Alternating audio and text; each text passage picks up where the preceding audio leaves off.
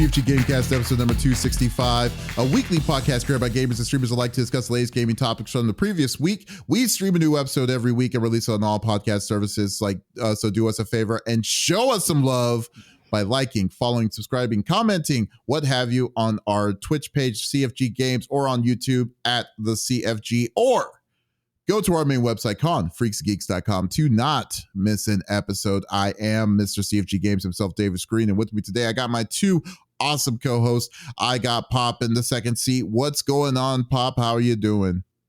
Hey, I'm doing good. I've had a very interesting week. A little bit with summer break, even though I don't have to deal with the kids. We do have some administrative things to do and take care of. In terms of gaming, I'm super excited for the PSO2 NGS update that's coming up. We are finally getting an AC scratch for some Sonic stuff. We'll be able to get some gear to dress up like Tails, Shadow, or Sonic. But I'm more excited for the Revival AC scratch to celebrate Sega's 65th, where I'll be able to get some of the missing items for the cosmetics in the game, such as the Onomichio head. I already have Ichiban's bat, Majima's knife, the Jet Set radio cosmetics. I am missing some of the Persona cosmetics, so this scratch will definitely fill in those gaps, and I'll be all dripped out. Nice. You know what they need to do? They need to add, they have mounts in PSO, right? Like riding mounts and stuff. Nah, you can glide. Oh, okay. Well, they need to have like a glider that's shaped as either the car from Crazy Taxi or from like Outrun 2 or something like that. That would be kind They of should do that. I think a Crazy Taxi glide car would be hilarious, but I would probably annoy everyone that I play with. I already have, so my dash is just my character riding a sled. That's funny. That is hilarious. Hey, just call me Z PSO 2 talk. I'm reinstalling. That's good enough. That's good. You know what? Here's my thought, Sega. And this is absolutely free. You need to have a Crazy Taxi 2 glider, and then when they're doing it, when they're gliding, they need to do that piece of the song where they do and then it's all go all crazy. They need to add that as a disc in the game, but I feel like too many copyright issues would appear. Is it going to be copyright? Because I mean, that's Sega's song. Is that Sega's I played music? the original Crazy Taxi with that song in it, and my Twitch video got flagged, so I didn't get a copyright strike, but it got muted so quick. Wow. Okay, that would have been perfect. Somebody's watching. I want to ride the Bear Daigo beat up. The Bear Daigo beat up. I don't know who that is. I'm thinking Kuma like from Tekken, but I don't know. You got to explain a little bit more to that. I'm actually interested in that one, but we'll go from there. I'm curious about that because Daigo never beat up a bear. That's what's funny. Yeah, well, as far as I know, I don't recall any either, but no, you please inform us. I'm really interested in knowing what you mean there. There's a bear fight later on in the games, but maybe in Street Fighter Cross Tekken. No, for Yakuza. Oh, okay. Yeah. I thought it meant Daigo, like the fighter Daigo, like Street Fighter Legend Daigo. That's what I was thinking. No. Okay, that's what I was thinking. I was like, what? Okay, I didn't know that time. I guess I'm assuming it's Yakuza talk since we were talking about PSO. Oh, okay, fair enough. Saijima, my bad. Okay, there we go. That makes more sense. Okay, cool. Hey, but you know what, Pop? You know the person who decides to go 24/7 on a like a whole horror flick the night before, and is just like dedicated to come in even after no sleep. It's clearly someone specific. It's the 5-star general of the itty bitty Smitty committee. I got Smitty in the third seat. What's going on, dude? Yeah, who needs sleep? 4 hours is good enough for me. Nah, we did. So we celebrated my daughter's 11th birthday last week. She had a birthday party yesterday, and she had a friend stay the night. And something that she's talked about for a while now is doing a horror marathon. Sorry, I have the hiccups. Yeah, it's okay. Is doing the horror marathon. So we did it last night, and her friend, he fell asleep like instantly during the first movie. We started with The Shining. We watched The Shining. Oh my God. No. I was like, all right, we're gonna progressively go and kick it up a notch. So we watched The Shining, we watched The Blair Witch Project, and we watched Nightmare on Elm Street 1. Oh my God. No. So he ends up waking up during the Blair Witch Project and does not fall back asleep. So I'm like, I cannot let these kids just be up by themselves. So I got to stay up. So mom didn't wake up till like 6. Came out. I was like, hey, is there any way? She's like, oh my gosh, have you been up this whole time? And I was like, yes. I was like, I did not trust them to be up by themselves and not get into shenanigans. So daddy stayed up. Needless to say, I took a little nap. I went to sleep around 6, like I said, and got up at 10 because I had in my head that we were starting at normal time today. And I can't remember if you had said something about it. I know we had talked about it when talking about possibly moving the podcast, but I couldn't remember like whatever. So I was like, just to be sure, I'm just gonna get up at 10 like normal and assume that. Hit up Davis. It's like 11:45 now, and I'm like, "Hey, we doing this? We doing podcast still?" He's like, "Oh yeah, at 2 though. I'm busy right now." And I was like, "Oh crap!" I was like, "My bad." I was like, "All right, dude." I was like, "No problem." I was like, "Not too much longer that I have to stay awake." And then I hit him up, and I'm like, "Hey, is there any way?" Because usually I do dinner on Sundays. And Scorp Kitty said, hey, I can do dinner. And I was like, oh, good. I was like, I can get a little nap in or go to sleep. So I hit him up and then I realized, I was like, wait a second, dude. If I try to take a nap, I'm probably not going to get my bitch ass up until I get a full sleep. So probably not a good idea that I take a nap. Right. So I try to hit him back and like, hey, dude, let's just do it at 2 o'clock, but things have already been set in motion. And I was like, all right, no problem. So now at this point, it's like 3 something. So I'm like, well, now I can't go to sleep because we're setting up at 4. So. Delayed your sleep. It was needless to say, we're here though. You're functioning very well for a person that has not slept for I know. very long. That is the power of coffee, I suppose. That and hiccups, I guess. Hiccups, Jesus. Yeah, but no, gaming wise, it's been a pretty solid week. Just getting down on, my goodness, I'm gonna have to. I am so sorry, guys. That's okay. Yeah, just basically, I played a little bit of Helldivers 2.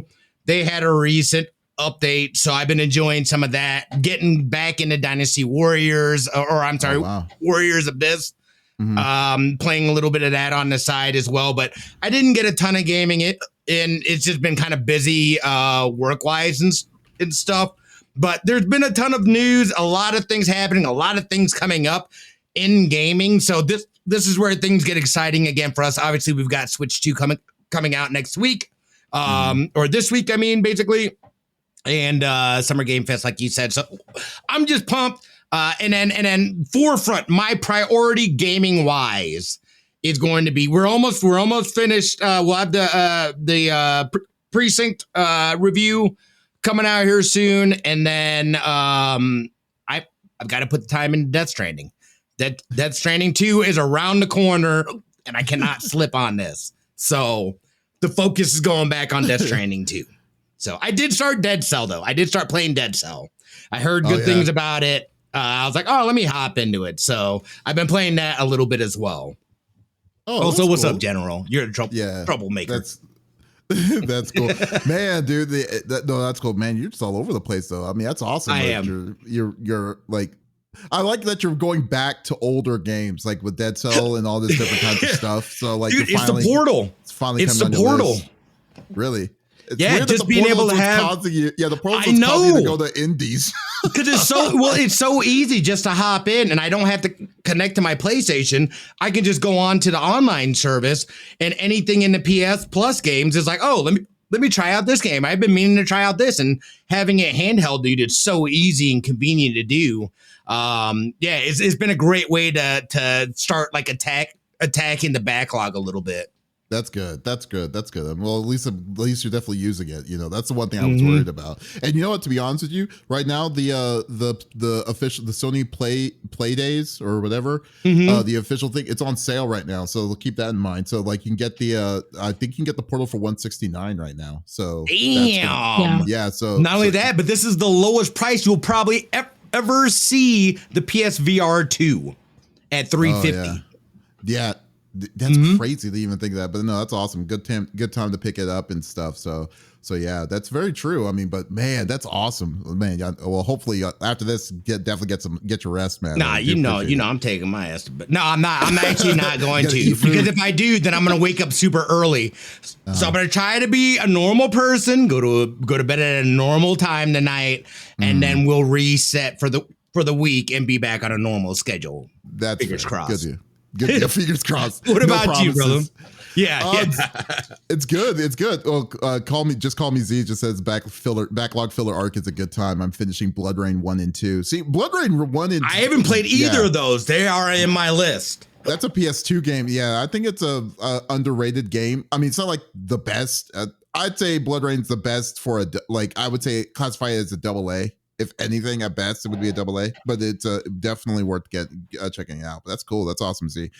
As for me though, like I've just been I'm always busy as always, but this week I'm just getting ready because this week is going to be probably one of the most busiest times because tomorrow, I decided, I haven't streamed a game for a while. I want to stream Monster Hunter Wilds, and because I need to get the Akuma skins because right now Monster Hunter Wilds is you have a skin for Akuma from Street Fighter, and then now from what Pop told me before the podcast, they're also allowing weapon skins, which is amazing because the one thing I loved was some of the weapons look really dorky, but then there's these certain ones that you're just like, I really wish I could make a skin for this weapon. So cannot wait for that to come in.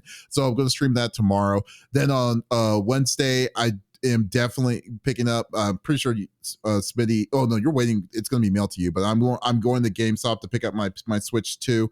Debating if I want to do a stream of Mario Kart Party or Super Mario Party or whatever it's called, the new Mario Kart game. Yeah. I'm on the fence on that. If you do, let's be friends and connect our cameras. I am not doing any camera. Oh my God. 380 We can see the high effects of 4. It's just terrible. Lord. It looks so bad. It's so terrible. Yeah. So we'll see on that. That's gonna happen. Then on Friday, I'm gonna be doing a live stream for Summer Game Fest. If you're wanting to check us out on that, it's gonna be really fun. Getting our raw reactions on that. Unfortunately, Smitty won't be available, but Pop will be. So it's gonna be me and Pop doing it. So that's gonna be really fun. And then on Sunday, we're going to be doing the Xbox Showcase reveal too. So definitely looking forward to checking that one out too. So this week is going to be really crazy. And then plus, I'm also doing a small revamp of my setup too while I'm at it. So hopefully by Sunday, all of it's going to be said and done. So looking forward to checking all that out. So this is going to be funny. Ed Chang on YouTube says, I also want in on the Mario Kart Online camera session. It's like, that's my buddy Chang. Changster. He is also in. Absolutely, my friend. Oh man, that's freaking hilarious. Oh my God, this would be terrible. Like, can you imagine? No, I can't even imagine amazing. That. It's going to be amazing. You used the wrong word. The skipping the frames, that would so irritate me. Oh no, that is not going to be like it's going to be so choppy and distorted and stuff. But I have to use it because it's a feature that's included. I feel like I have. You know what? I want people to see my potato quality face passing their asses on the track, just smiling. Bye. You need to have like a good freeze frame shot of you just be like deuces or something like that or something. Yeah. That would be. You know what? I might retract. I think I might retract my previous statement. That actually does sound pretty fire right there in itself. That's great content right there, baby. It's like negative 140 frames per second. Love it. It is going to be such a mess, dude. I'm just not even looking forward to that mess. But anyways, but I know y'all don't want to be seeing a rolling dumpster fire of Mario Kart camera technology.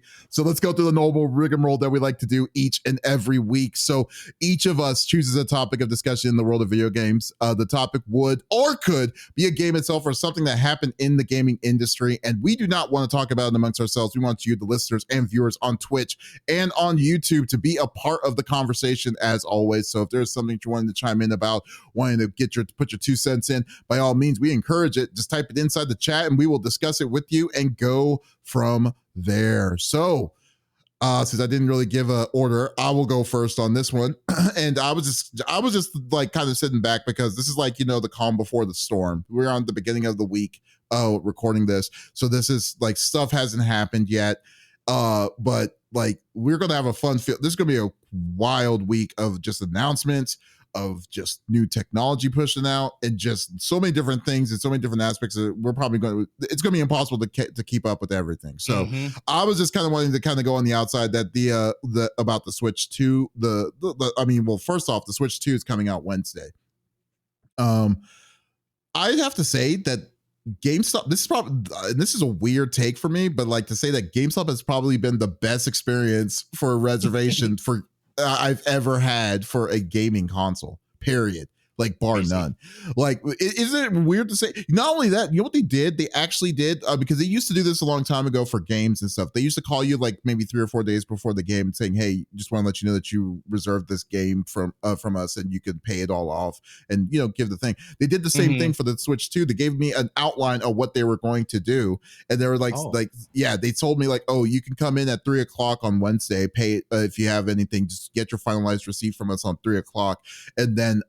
And then we're going to be doing a midnight release at the store that you could be there at 11 and you can just go pick up the game or pick up your system and then just go at that point. And I'm like, wow, okay, this is pretty good service how it is. But like, I guess like my thing is that I'm hoping like, I guess the real thing is like, what's your expectations of the system? Because like, it's hard to kind of, from what I'm gauging on the system itself, I don't really have a care or a FOMO for it itself. I just had the opportunity to pick it up. I had an opportunity to get you a copy or a chance to reserve it, which is cool too, and stuff. But like, even if I didn't get it, I don't feel like I would be losing anything on it so far. But like, some of the things that are a little discerning to me, like the game key thing just really kind of puts a really big damper on what I'm wanting to do for it.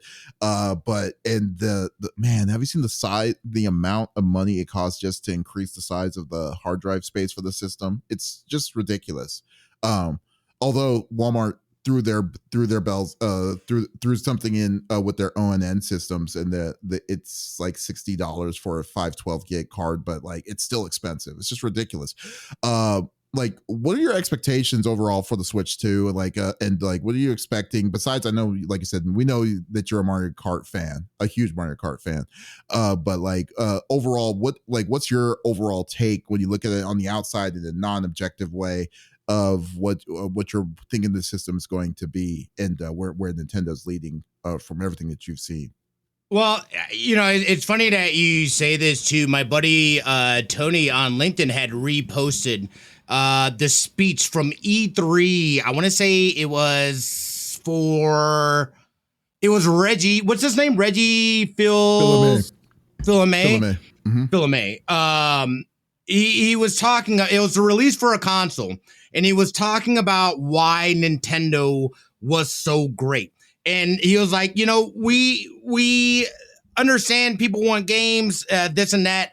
They don't want things that are just better. They want things that are new.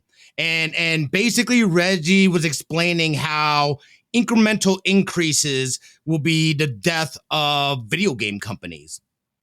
That's what Nintendo did best. That's what Nintendo does. Every iteration has been some sort of different nuance or something different. The difference between now is that they are, what I feel too, and I think that this goes back to that speech, is they are now doing exactly what he's talking about. this is an incremental increase from the Switch to the Switch 2. Yes, there's a few different mechanics like the mouse, but again, even that, Nintendo used to basically spotlight the changes, the innovative stuff that they were doing, the differences. We got in that first trailer a 3-second shot of the mouse or of the mouse like thing, like, and they didn't even say anything about it. We just saw it sliding around like, is there a mouse functionality? The Switch 2 to me is an incremental increase. I don't think they have done, and again, it's hard to say because I don't have the console in my hands. It's so right now for me, and I've never had a chance to test it or anything like that. So I don't know, but I mean, everything about it seems un-Nintendo. It seems like the safe route that most gaming companies would take. Hey, the Switch did great. Let's just improve into, the Switch 2. This essentially is your pro model. I feel, well, maybe not. I don't know. But it feels like it's just a pro model of the Switch. There's nothing different about the console, really, from the Switch, other than like internal parts. That's not the stuff that gamers are really going to get excited about. And I think that I don't know. I don't know how to feel about it because I understand from a business standpoint that absolutely makes sense. Hey, this was super successful. Let's just build off of this super successful thing, right? But that's not what makes Nintendo. So I feel like their core, the heart of their company has almost been taken out of this console for the first time that they've been in the game, in the video game aspect of it. So I'm like you. I don't have that FOMO. I never had that FOMO. I said, yes, I'm in day one if there's a new Mario Kart. But Davis, the only reason that you had to even ask if I about the reservation and stuff was because I wasn't really looking that hard. I didn't do like we did for PlayStation 5 and we're sitting there on multiple websites freaking looking like assholes. Like, it was in the cart. I don't know what happened. Yeah, I didn't have that with this, and what I do like, and what kind of speaking to what you're talking about with GameStop and my friend Tony was talking about is that like, this might be one of the last times that we get a midnight release of a console. And I'm asking for you, Davis, please document it. Please document it because I don't know. I don't know if this might be the last one or one of the last few that we see. So I think that that's an experience that is definitely worth documenting just to feel that energy, see how the crowd is, see how the crowd feels about the game. If they feel the same way that we do, like people are excited to get it, but if we didn't get it, we'd be like, meh, all right, cool. So what are your thoughts on it, Pop? Where are your feelings at? I'm not really sure how to feel because I don't really have any intentions of getting the Switch 2 anytime soon. I'll probably get it at the end of the year, maybe the beginning of next year. It's just when I saw it, I thought I was gonna see something a little bit more innovative from them. I also thought that the game lineup could have been a little bit better. Like there's a lot of things that are coming where it's just like, oh, it's a bunch of upgrades, it's a bunch of upgrades. Like Mario Kart is probably the biggest innovation they have right now in terms of like Nintendo first party games. Mm-hmm. But outside of that, it's just like, Kirby's coming out and I don't feel like I'm going to get spoiled from a Kirby game. Like I like Kirby games. I love the music for them and everything, but I'm not pressed. It's the same thing with the Yakuza 0 director's cut. Like the minute they said, oh, it's just going to be on the Switch 2 for a limited time, I was like, well, there's no point in me getting a Switch 2. Yeah. If it's just going to be on. Yeah, it's not an exclusive. So like if it was, I definitely would have gotten a Switch 2. But because it's not much of a deal breaker for me. For Yakuza 0, I thought Yakuza 0 was your least like one. I hate speed running it. Oh. Okay. Because Nishiki is a jerk. Granted, he was already a jerk before Zero existed, but he's a jerk. That's fair. That's fair. But it's actually kind of. I'm going to trigger my QTE when I want to. Screw you. Just die already. I'm sorry. Just make things up. Well, clearly you have a PTSD moment there. So definitely. Yeah, I recently replayed Zero, but fortunately he didn't do it. So the pain is still fresh. There it is. Yeah. That's the funny thing. But here's the thing, though, for me, because like the way I'm looking at the Switch 2, it's because I totally agree that I feel like it is just a half step. I won't even say a half step. It's actually quite a gigantic step for how big the system itself is. Because I mean, the original one felt like it was really underwhelming relatively when it came to power and sources and stuff. Like I think the one I always go back to is always Pokemon. Like the way it played Pokemon games on that system was atrocious. To say that was worse on that system than it was on handhelds, it's just sad to see, especially since Pokemon's a huge pillar for Nintendo. But like now, the way I'm looking at the Switch 2 isn't more. I mean, maybe it's because this is the opening release, and I know. And then what's funny when you're saying documentation, like the reason why I'm kind of wanting to bring this one up is to kind of go back to hopefully they prove us wrong in what we believe in what Nintendo is doing with the Switch 2. But the way I'm looking at the Switch 2 itself is that it feels that it's a $450 upgrade to like a PS5 Pro to a Switch Pro and stuff. So all the issues that were issues for games that we were having on the original Switch is now a thing in the past on the Switch 2. Even though the mods and the versions of those games are not being like that they're being emulated in the Switch 2, not being run by the physical equipment that the Switch 2 has, is more of a reason too. It's kind of like, oh man, are you serious? Like the one of the things besides Mario Kart that I'm looking forward to try and playing is actually playing Pokemon Scarlet or Violet again, just to see how good of an enhancement it's gotten. Because like I was thrown back on how bad Violet and Scarlet was playing. It was like, what is going on at Game Freak for y'all to release this game? Like, it didn't even make any sense. The bloopers were great. Exactly. The bloopers were great on like both of them, like Sword and Shield and on Scarlet and Violet. Scarlet and Violet was just like, what is this? Like, why? Why is this even something? How did you guys get away with that? Yeah, I don't know how you got away with it.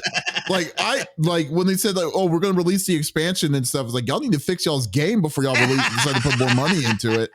But yeah, so like things like that, it's just so crazy. And then also on top of that, the big thing for me is the game keys. Like that thing is like you're forcing indies to basically say you're going to have to either go, it's digital or bust on my system. When ironically, the thing that made the Switch so good was the indies that were being put on that system immediately. It was a good place to play some crazy indies for a low cheap price and stuff, and let them do whatever they were wanting to do. And then you were very welcoming when it came to like the keys and the cartridges and stuff. But no, not this time. It's like now people who are physical collectors are basically saying, okay, this may not be the best system to get this, and hopefully it doesn't spread is the one thing I am praying to God on, because like I don't like digital. Like, I mean, there are times and there's things that justify having a digital copy, and but for me to say that like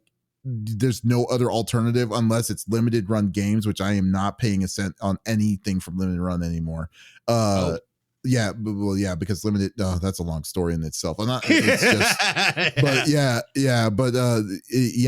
but or you have to go full digital for the system. It's like, it's terrible. Then now you got companies like Sega partnering with limited run and doing things like that with like Shinobi and all this different kinds of stuff, which really upsets me for it, because like, man, I don't know, man, like, but we'll see. Well, I'm trying not to be negative about it, but like I am it's hard not to be though. It's hard not to be like have like a a pessimistic viewpoint of it, just I guess because of what we've come to expect of Nintendo. But again, it makes sense business wise. For me, I swear, if there is freaking Joy-Con drift, I'm finding Furukawa, I'm finding Bowser, and I'm double slapping them. I swear, dude, because that is the biggest thing that I hated about the Switch. I hate the Joy-Cons because of the drift. The drift absolutely made me have a hard time playing that. I have to play pro controllers, which of course then limits the games I can play on things like Mario Party. Because that would require, but hey, I don't want to play that because it always goes up or it always goes to the right. And like, it makes me want to smash things. So I'm telling you guys, if that ain't fixed, dude, there is going to be hell. That's funny. It's going to be hell. Oh, what's it called? But you know what I think though too? I think also the problem with Nintendo when it comes to that is that Furukawa isn't like from the Nintendo ether. He's a straight up businessman, 100%. Like he doesn't have any. Yeah, he has no kind of like, you know, anything in the game itself, in the game in gaming, it's in general, which I think that's that's showing, part of the problem. Yeah, which kind of clearly shows that's what they're wanting. What they're looking is profit margins, and I mean, and it's like, and that's it's a slippery slope where they're it's a going to lead business, to that direction. but yeah. You know what? Again, going back to what Reggie's speech was about and stuff like that, was that Nintendo understood gamers, what gamers like and stuff like that. And like other big companies, they too seem to be kind of moving away from that, putting out subpar products and shit like that because money. Yeah.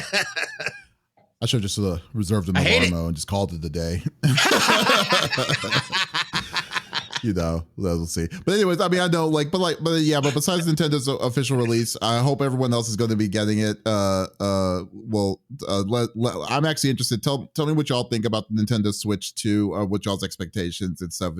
Leave a comment in below on our YouTube page. It'll be pretty cool itself. But as for like Summer Game Fest, is there any expectations of what y'all are expecting in Summer Game Fest, or something that you're wanting to hear more about that's coming this Friday? They had the licensing expo, and Crazy Taxi and Jet Set Radio had a showcase there. So I'm thinking we might hear something about those two games at Summer Games Fest, especially since they're on the slot for a 2026 release. They might come out sooner. Don't know. But we might hear something about that. Recently, they did an advertisement for Sonic Cross World, so something about that. What I really want to hear news on is Dragon Quest 12. Back in March, the director was just like, we're still working on it. April, we'll have news for y'all in May.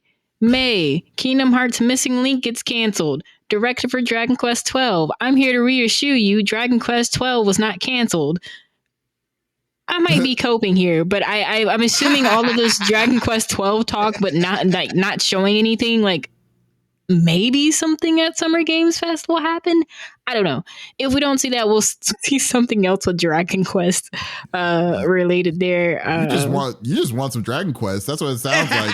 You're like thirsty for Dragon Quest as of late. 12 got announced years ago. Like this is reaching cyberpunk levels of was announced, has yet to be released.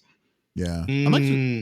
I'm actually surprised on how long 12, like the bracket, like sequels to Dragon Quest take long time. It takes very long time, which is weird because it feels like the game, like aesthetically, isn't as like, you know, graphical driven as what Final Fantasies are.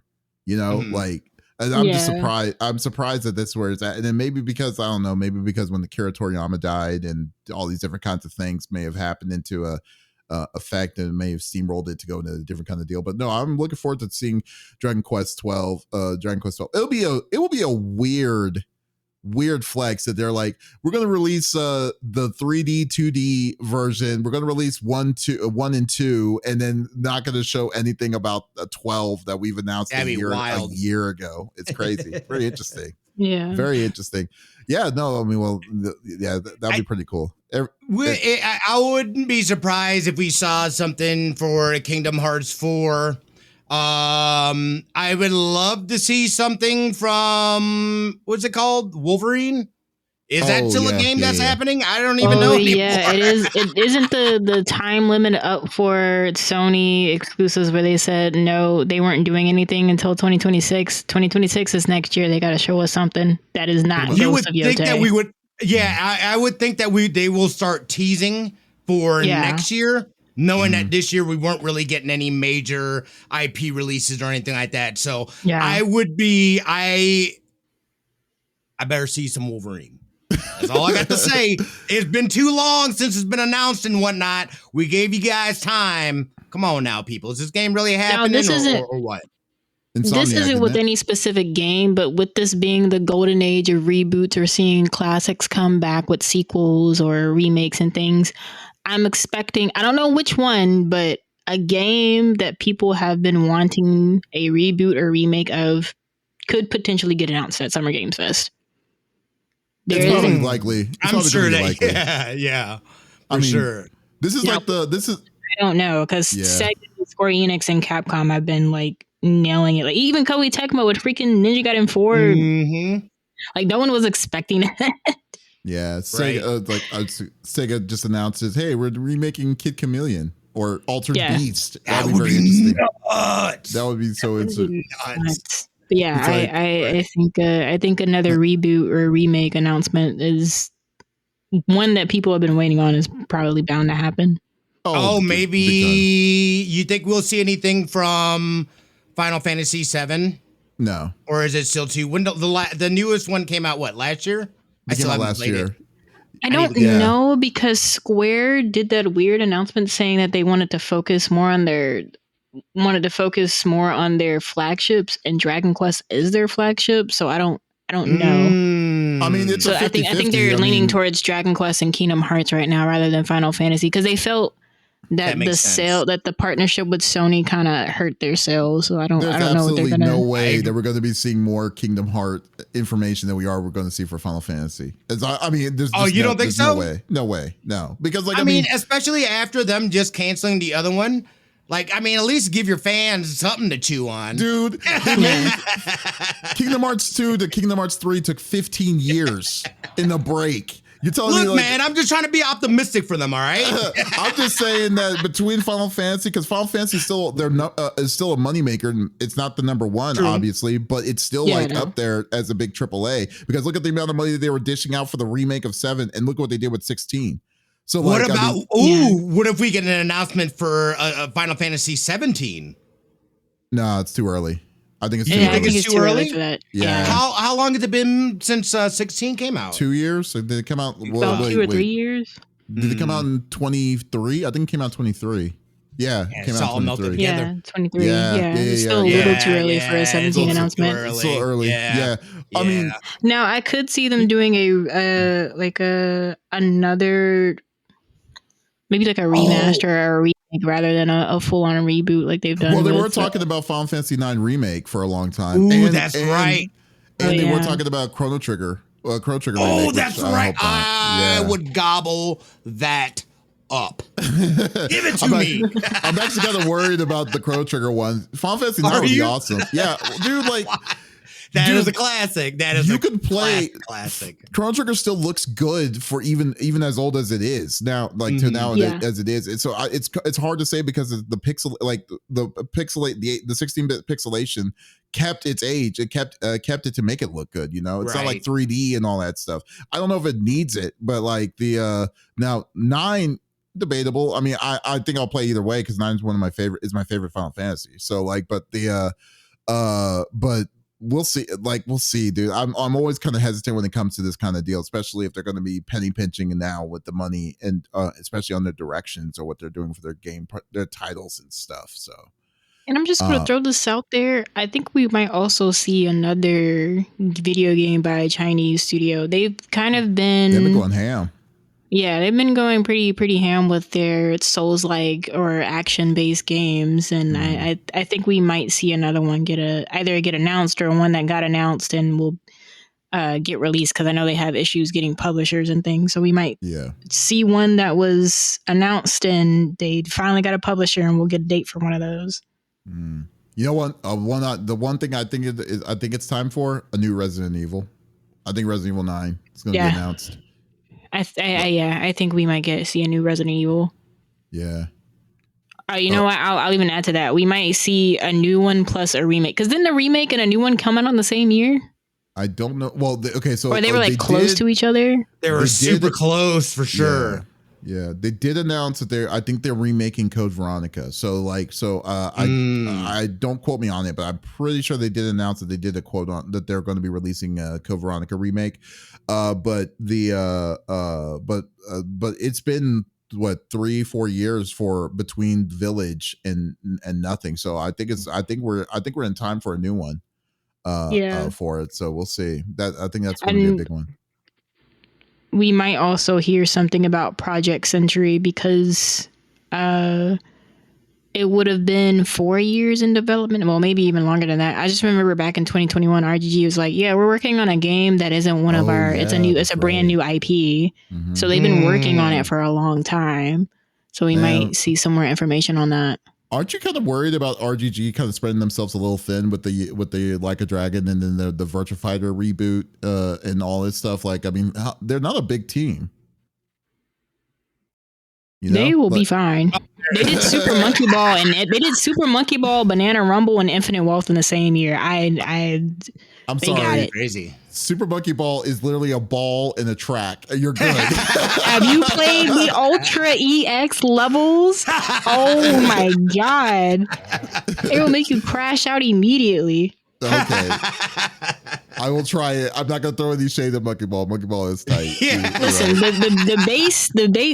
the base game is fine. Once you get to New Game Plus and New Game Plus, that's when you start crashing out. New Game Plus? Oh my god. That's crazy. That's wild. And you know it's bad that before they release the New Game Plus, when one of the people that works on the team is just like, yeah, this stuff is hard. Good luck, y'all. Just like, y'all hate us. It's like one of the developers. We didn't even beat it. Exactly. They were pretty much like, I had a hard time with these levels. Good luck. He's like, have fun. Good luck, guys. It's like, oh my god. All right, but yeah, so like I said, big week of gaming. Can't wait to see. I can't wait to get our reactions. I can't wait to mess around with the Switch 2 when it comes out. So there you go. Oh, also a little bit of a tidbit if it's not too late. Staples of all places are also going to be carrying the Switch 2. This Switch 2. I didn't even know Staples still existed. I didn't either. To be fair, I always forget Staples exists, but I randomly found out while I've been on my PC search. I'm just like, Staples? Staples. I know, right? Staples. What the hell? Staples and Office Depot. Those are the two that they always look like ghost towns. Like, have you ever been to one that looks like, there's those stores where you're like wondering, how are these places open? Like Arby's. Yeah. Why? Why are you so open? Why are they still open? It's so weird. But that's cool. Yeah. All right, Pop, you're at bat. What are you bringing to the table? So recently, one of the former PlayStation bosses had an interview. If you're interested in who, it was Shuhei Yoshida. He had an interview where he talked about how he felt subscription services like Xbox Game Pass could become dangerous for developers. Some of the key points from this being, PlayStation Plus, their model, the game comes out premium, comes out later PS Plus for free once they feel that, and these are his words, once they feel that they have achieved or exhausted the potential sales for a game. And this could be for any game that either they've done or if they feel like a third-party game on their system has reached all of the potential sales it possibly could on that platform, they then put it on PS Plus. So he says that Xbox Game Pass model is dangerous because of the launch release. The game eventually goes away, and his bigger question is, what is happening to the money? Because the type of games that you create will be dictated by the ownership of subscription services. So I just wanted to know what you guys' thoughts are on that. Do you think that the first launch first day launch on Game Pass will affect the quality of games that Xbox does, especially with their exclusives coming out on Game Pass immediately. Third party devs, they can kind of get away with it because they're not only putting it on Xbox, but for Microsoft themselves, do you think this is do you think this is dangerous for the devs as Yoshida has presented, or what do you guys thought? Yoshida, would you say? What did you say he does again? So Shuhei Yoshida, He was the former PlayStation boss. Yeah, he retired. Okay. He's retired now, but like he was a big deal though. For literally, he was there since day one, and then he just retired literally like 6 months ago. Now I will say this because like this is something that I've like I know because like I've always thought about it because I never understood Xbox's model of this like because like I understand that it is virtually impossible to see if this game is a hit or if it's successful or if it's not successful in the eyes of Xbox when it comes to this kind of thing because first off they don't tell you in the numbers. Secondly, since it's online and since it's bulked up, like they're treating it like Netflix, you know, like you just bought a subscription to their service. How can you say that specific game is successful, but if your person just clicks on it or just downloads it, how does that transform into money that's being that's being meant for that? I never understood that for the longest of time. And then to Yoshida's point, like saying like how this is going to be in the long run with it, in a way you can kind of see it now, like how they're doing it, because since Microsoft is not broke down that barrier of making everything exclusive under the Microsoft platform, and now it's being moved over to Nintendo and to PlayStation. Like some of that money is also being bought by those third parties. Now, is it enough to say that like will PlayStation players play Forza 5 or something like this and then keep up the hype for it? It's hard to say because, like I said, they don't tell you the numbers. They don't tell you how many hits or stuff that you're getting. Maybe PlayStation will, but I honestly don't know. But that's always been a concern of mine about Game Pass, because like Game Pass is such a great deal. It is an incredible deal for a gamer to be able to say, we're getting day one games. We're getting South of Midnight. We're getting freaking Oblivion. We're getting all these different kinds of awesome AAA level games at day one, but you're not paying a cent. You're just paying a flat fee of $25. I don't know what it is now, $25 maybe, I guess, but like a flat fee to show that you're able to play these amazing games on it. But at the same time, like, oh, that's awesome that the consumers are happy. But how is this going to be like, you know, keeping the lights on for these AAA studios like Bethesda, or for like or big companies like the big like AAA studios that they'll be able that needs income to come with it. I guess the one good side about all of this is that it's owned by Microsoft, and Microsoft specifically has bottomless pockets. But if it was any other company, you wouldn't understand it. It would not work. It shouldn't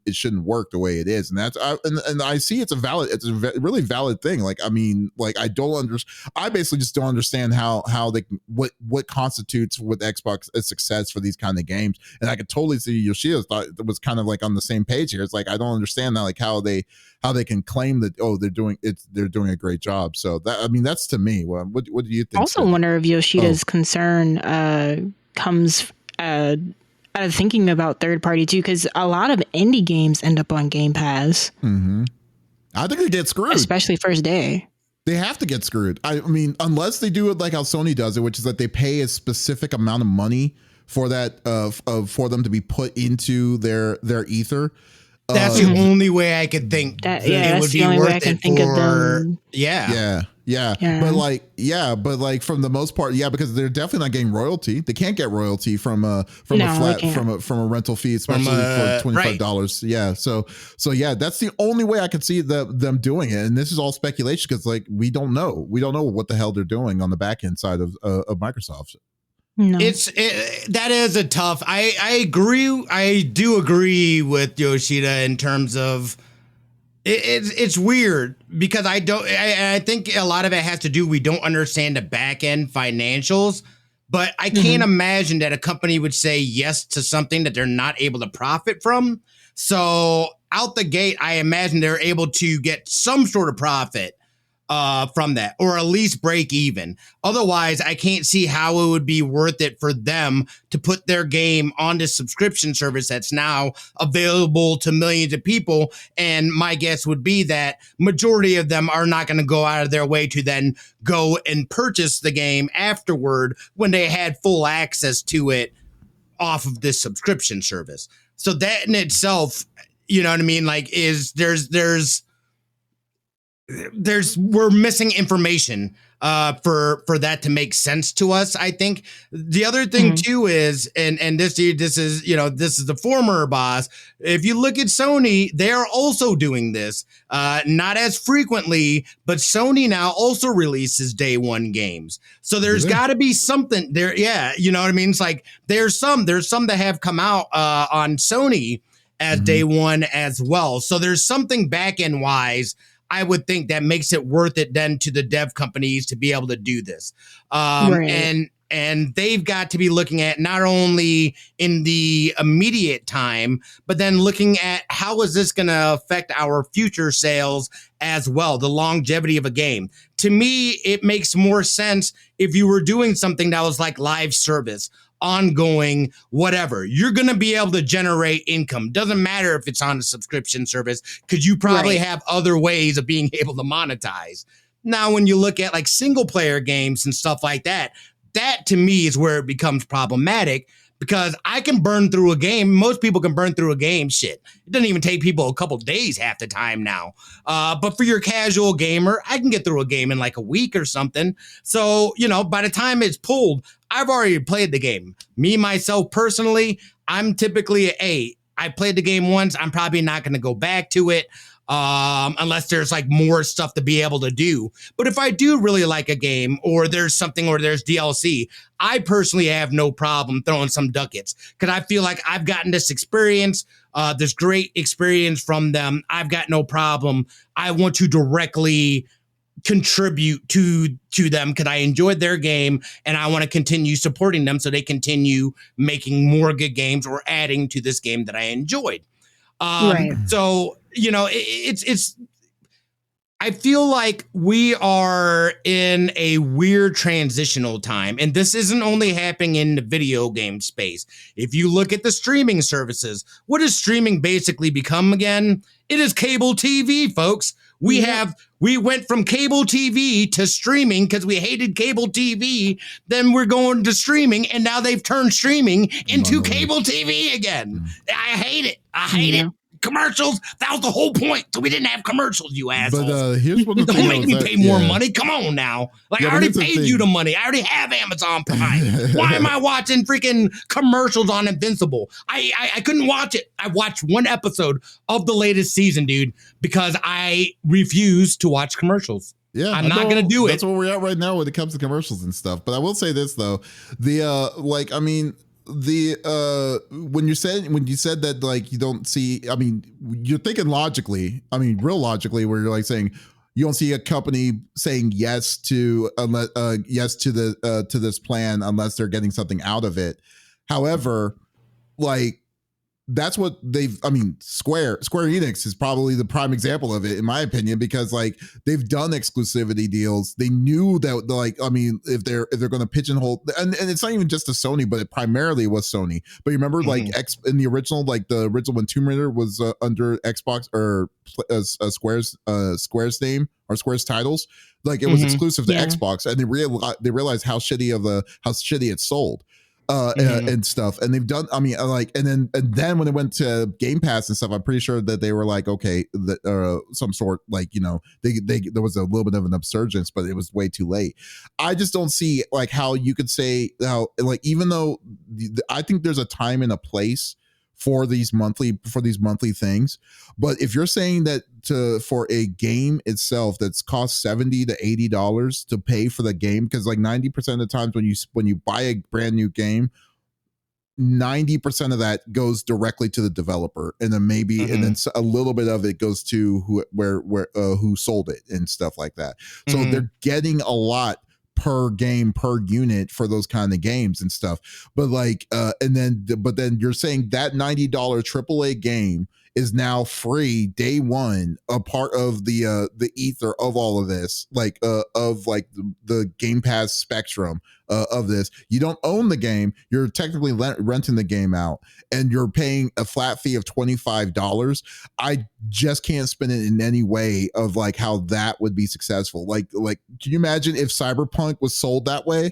There's no freaking way that I don't think we would see DLC like or any of that stuff like or like to see, because they would be losing money. I mean, I don't see how they would like they get money back, but the amount of money that they're getting back is nowhere going to be to the same levels of what they would have done if they sold it a little bit and then eventually gets put onto their deal, which I think that would be the only way that that I could see like third party companies be successful to it, because even though, and then I guess when you think about it even more now, most of these day one games are Xbox exclusive, like from Xbox. They're not from third parties. I was gonna say that. Yeah, that's the beauty of choice. They have a choice not to put themselves on a subscription service and pigeonhole themselves like that.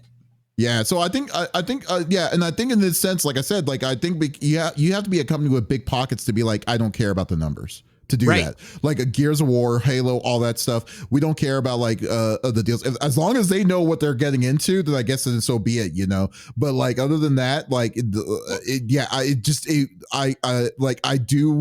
I do see a little bit of concerns of it when it comes to Xbox Game Pass. That's why I never buy it. I never touch it, Game Pass, because of that stuff. But yeah. I think we also have to at least look at the non-monetary benefits of this as well, especially when it comes to smaller studios. You are now being exposed to millions of gamers.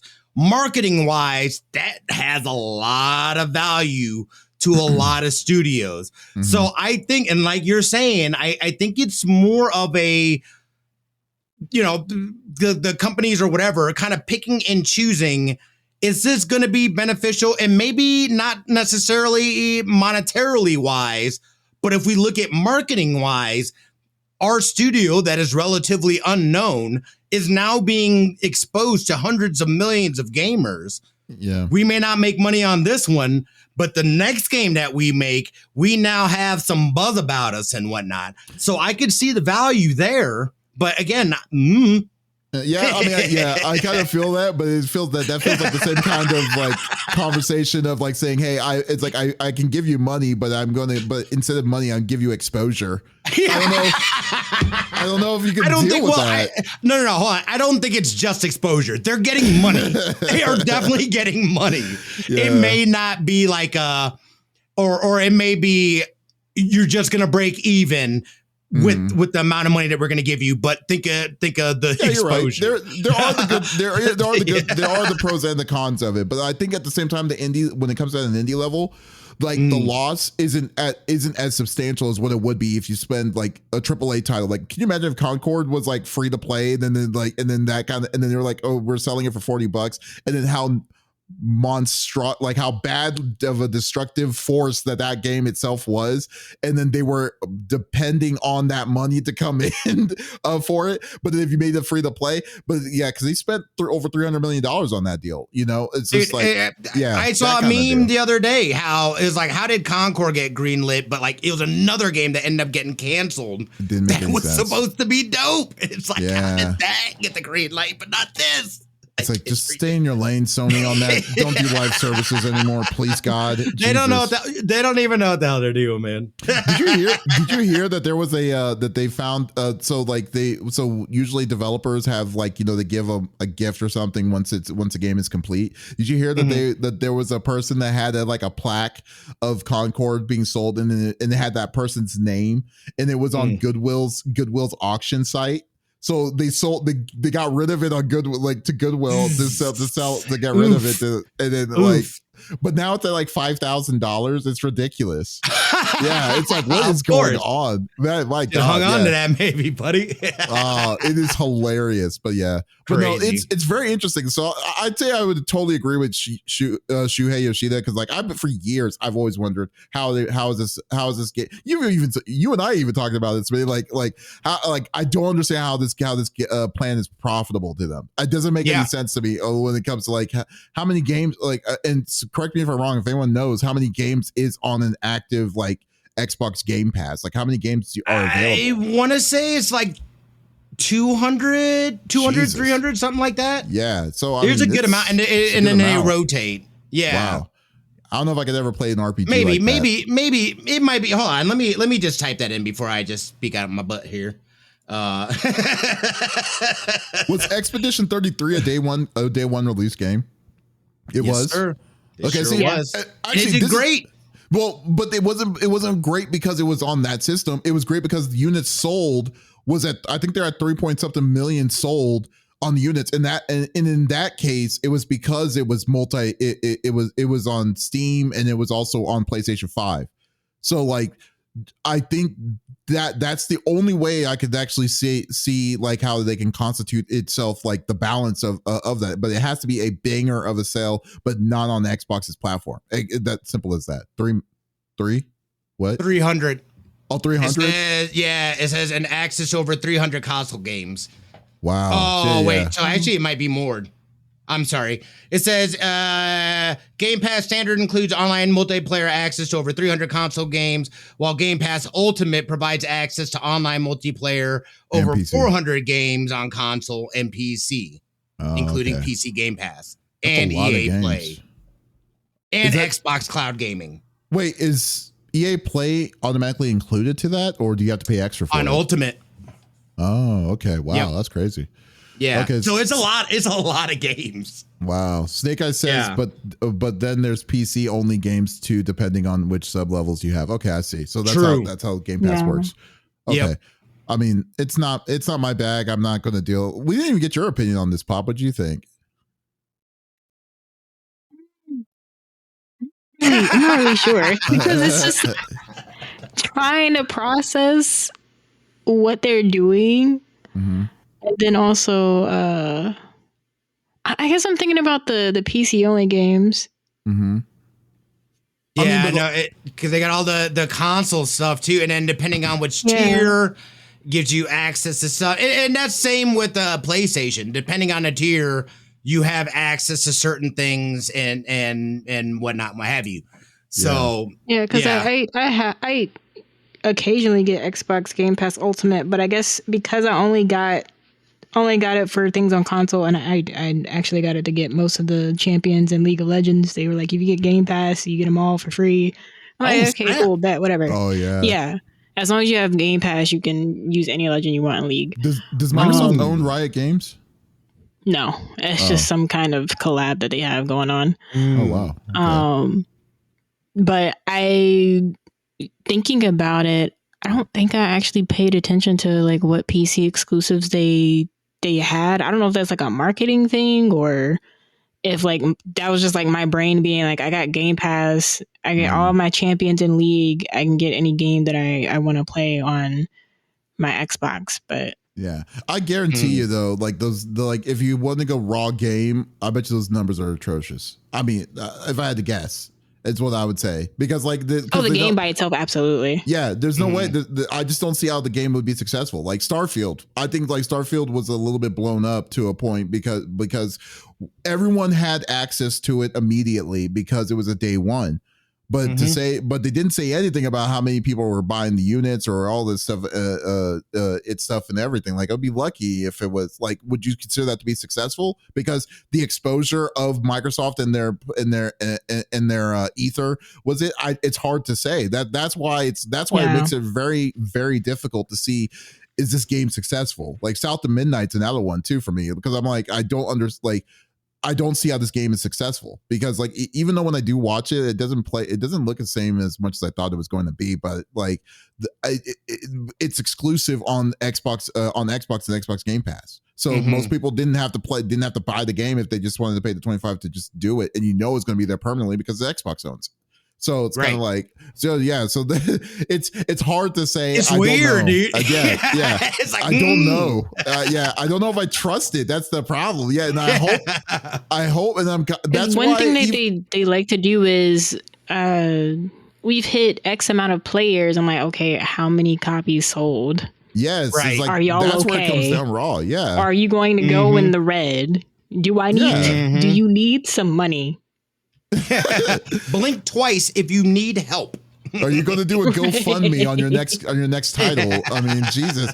Like, you got big houses that are coming out. You got, I mean, like Blizzard. Blizzard's going to be a big one. It's a big one. You got freaking Bethesda that's coming in. That's coming in hot in all these different ones. Like the more I think about it, the more about this, the more I understand why they decided to go full publisher. Like, I mean, to other developers, because I don't see how they could increment this kind of budget for these kind of crazy ass games for even though that they are getting, millions of people are playing this game. Good for them. How much money are you getting out of all of them? I mean, that's where it comes down to. You're still a business when it comes to this. So we'll see.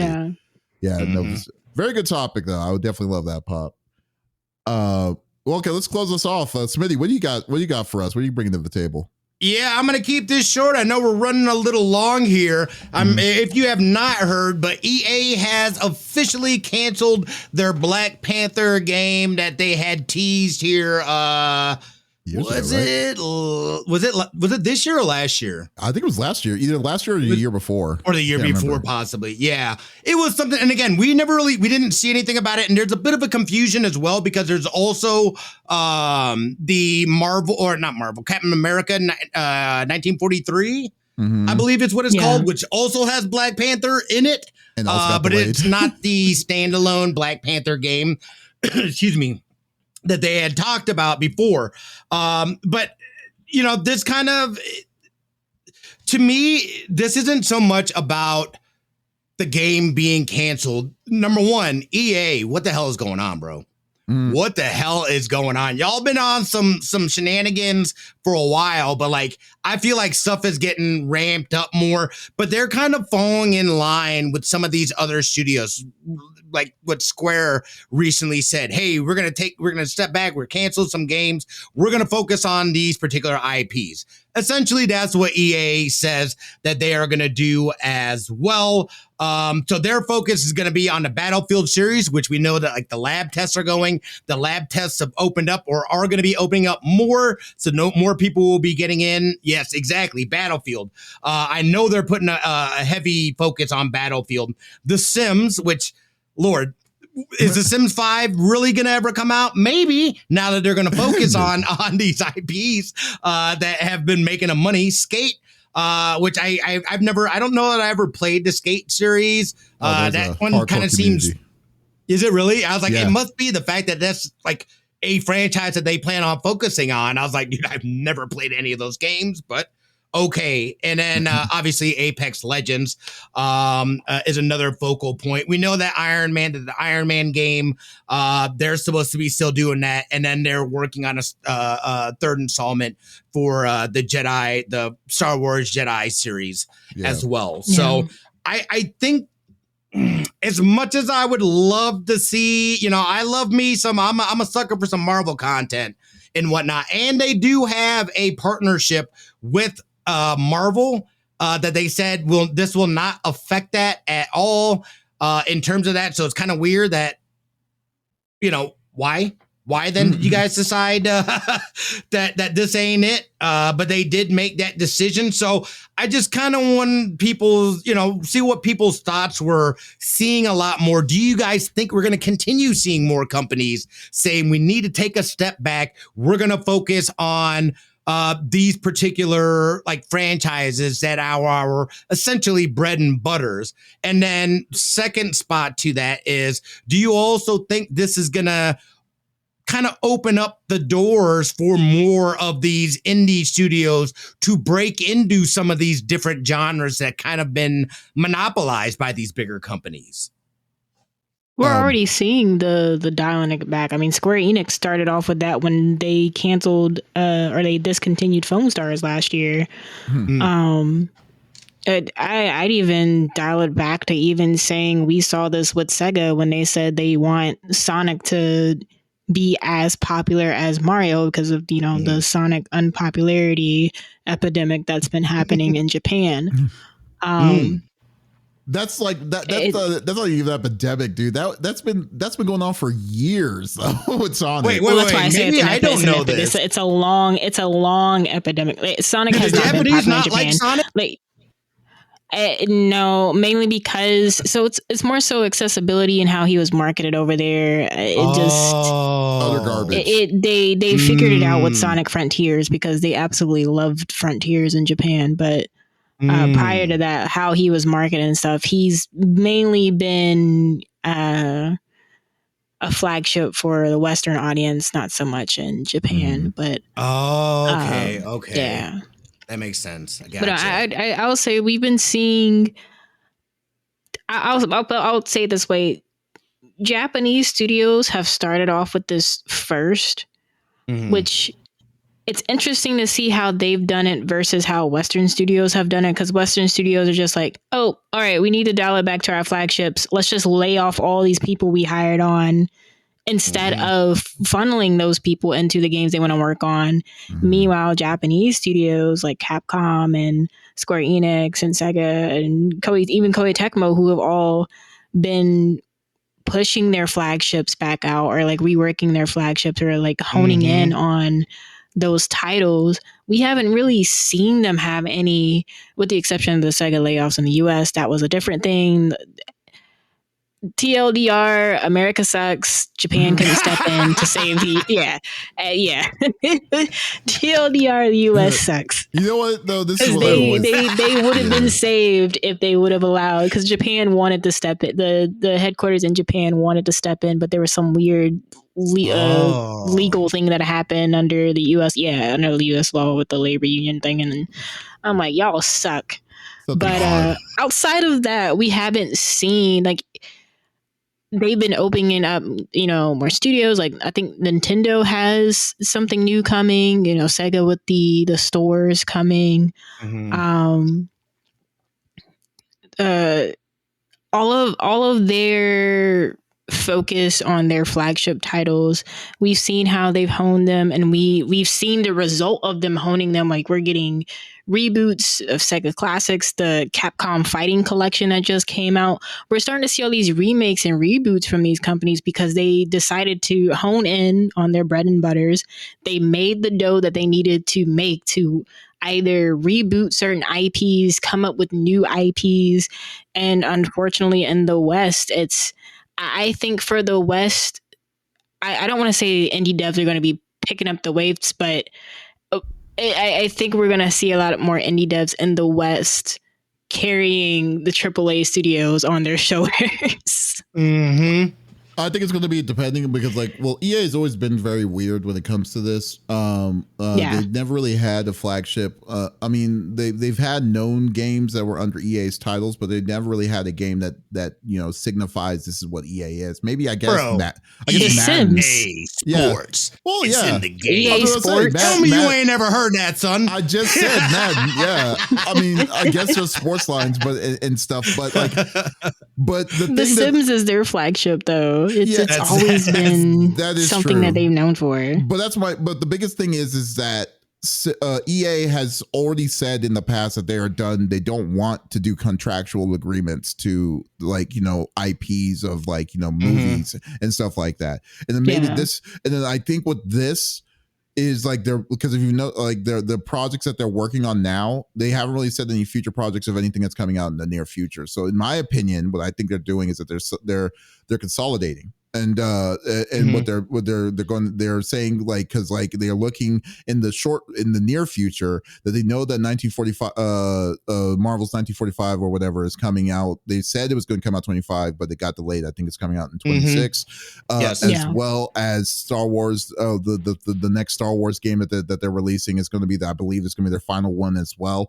from the studio that did Apex as well. But like, I think that what they saw like in Black Panther, they feel like maybe the length of time that was going to be coming out and the release for all of it might have been just too long for what their overall look and visions are going to be, because and in a way, I think it's way better to have instead of having the exclusivity deal, because I mean that's what Battlefront really burned them when Battlefront 2 really burned them when they were trying to go with the crazy hardcore microtransactions that happened in the past and stuff. And then looking at different Marvel games that we see to this day, like Spider-Man is now Insomniac, and you also have Marvel Rivals, which is NetEase, and all these different kinds of groups that are sharing the wealth of these other IPs instead of saying this is specifically EA.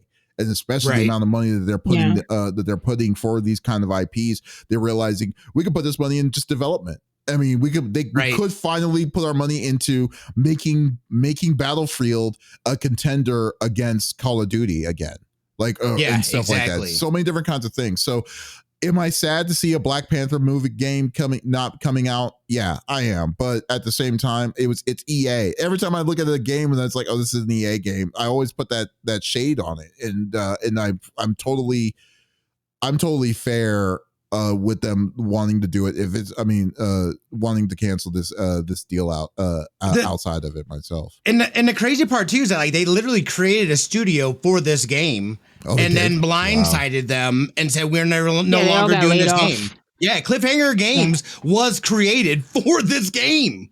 Yeah. So that in itself is mind-blowing. And just in that story alone, it just makes more sense of why they didn't even care. They were just like, okay, whatever. They just blew it off. Okay, these dicks, dude. Seriously, like they'll never change, man. And what is crazy because it was reported that they were recently ramping up their hiring. It's ridiculous. That's insanity. That is insanity. And a little side note as well. EA recently sold the license of WRC back to Nacon. So they're no longer in the simulate or sim driving game either. They have F1. They have the F1 game. Wait, what's the F1 game? They have an F1 game? Yeah, EA has a. Hold on. Because I know there was a thing with iRacing in that issue. WRC, which they said it was weird because like here, like I think it was like last year, they said they're not going to be making any more. They're pausing development of those games. So there hasn't even been a new one since I think last year or the year before, something like that. F1 25. So they have that's so weird. Yeah. I don't understand like some of the moves. But let me ask you guys though too, with these companies, almost this like it almost feels like a culling and them trying to we're just gonna, get back to this. Are you guys afraid that we're going to lose IPs that we care about and that we do want to see? Because if they're just focusing, and I don't know if them saying, hey, we're going to take our focuses and just focus on these franchises, does that mean they are going to completely just blow off some of these other franchises that they don't consider their flagship games? Like that's kind of scary because we could be losing a lot of IPs if they look to just focus on some of that stuff or getting like. So I think it'll be more so they just build up towards it. I mean, also like a reset. Anything, more like a reset. I don't think they're gonna do a Rockstar Games and forget Midnight Club exists, and we just never see that game ever again. Wow. Midnight Club. What Midnight Club? Clearly, that's not the thought of your mind. Jesus. Midnight Club? Okay. No, the minute he said IPs that we love go away, like I enjoyed it. Like, granted, apparently the last one that they came out with sucked. I don't know. I didn't play it. It's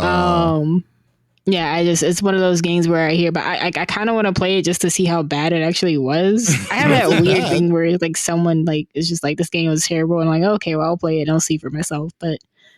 Midnight Club was fire, and then they GTA 4 took off, and they just like forgot about it. Said, why do I need this? That's like Fortnite and Paragon. Yep. All over again. And that's the fear that I have in that as well, is that there are IPs that we do enjoy, but they're like, look, we're gonna scale back, but There's a difference, think it's though. different. There's a little bit of a difference from a reset. I don't think the reset button. I don't think EA would be able to, GTA-ify The Sims in the sense that, it'll just go on forever, and then that's crazy. You would think that's the game that they would coming out with a GTA Sims 5. They said that they wanted to stop doing the sequel titles. Like, it'll still be a simulation game. It'll be something new, but they wanted to stop numbered sequels or something like that.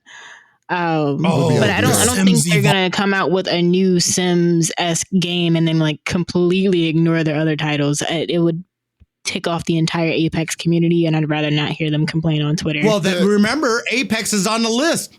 Apex is on the list. They got nothing to worry about. That's funny.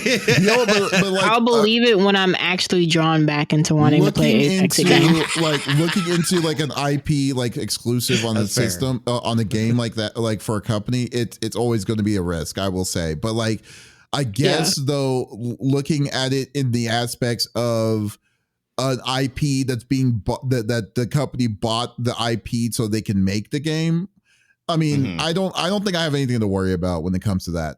Like, it's not like EA is the only place to go for, especially they're big enough studios to be like, okay, we could do this. It's just really the gamble. It's like, how much money are they doing? What's the demand that the other studio is telling you that they have to do to make it? Like for instance, like what's the upcoming game that's coming out from Microsoft? The Blade is coming. The video, there's a Blade video game coming. That's coming out, but that's coming. How have I not seen this? Oh yeah, they announced it, I believe, the Gaming Awards, I believe. But like, like there's a Blade video game that's coming. I'll play the shit out of it. Yeah, it's a completely different studio. Now, Dotemu and Tribute Games could do the most disrespectful thing and add Black Panther as a DLC to the Marvel Comic Invasion game that's coming up, so we can use Black Panther as a beat 'em up character. That would be super funny if they did that. But if you do it, can I get some money for the idea? Thanks. Right? You're welcome. Yeah, but then when he pops up, The guy said EA has Need for Speed too, I think. Oh yeah, I forgot about Need for Speed, dude. Yeah, I forgot Need for Speed went from was it Criterion or like Nexon to EA? Yeah, it's weird. Well, wait, no, Need for Speed. Well, it doesn't matter. No, Need for Speed's been on EA. It's been a title for EA for a long time, though. Like, but it was with Criterion for a little while too, wasn't it? I'm pretty sure EA's always had it, but but I will say this though, like NFS is not really a simulator though; it's an arcade. So like, yeah, that's true. That is true. Because and I only say that because again, I told you guys about how I took a trip to Kansas City here a couple of weeks for eNASCAR and NASCAR. So like that racing world is another deep community that like they get into it. Not only that, but there's something very unique about a pipeline from simulation and racing to getting into a car or truck in racing. Raj just won a race the other day. That man came from freaking what was it, iRacing, and now is driving trucks and cars, which I think is really unique and something that we're starting to see a little buy-in from the actual sport. And I love to see that. I think that racing has a very unique place and community that would love to support more things. So to see them kind of getting away from that stuff too, which I think is probably for the better, because EA would no doubt drop the bag on that. Oh yeah. Yeah. I just looked it up. Need for Speed, it has always been EA. So 94. Oh, okay. Yeah, so that's cool. 94. Yeah. Damn. I remember that. Need for Speed is old. Yeah, it is old. I forget how old we were there. We were there. We were there. Oh man. Yep. We were there. Says a lot in itself. Good old Davis and Smitty just chilling. Jimmy Davis and Smitty just messing around with the old different history of Need for Speed on the PlayStation 1. The old school show. It's just we were there. Yep. Yeah, we were there. But now I think about it, I actually played that game. Yeah. That was actually my first game back on the PlayStation 1. Jesus. Oh, God. Man. Folks. Thank you for listening to episode number 265 of the CFG Game Cast. Thank you for being a part of the conversation. As always, we will be back again next week with a special time next week with a whole new set of different topics and discussions, probably a recap of everything that's happened the week that we're talking about right now. So if you did miss out on this episode, there's absolutely no reason to miss out on our sexy voices. I said this in a weird way. Ooh. Yeah, we release all our podcasts at the beginning of each and every week, so definitely check us out there or go to our main website confreaksgeeks.com to check out the full archive of episodes that we have in the back in the day. So once again, this is Davis, Pop, and Smitty signing out. Y'all take it easy.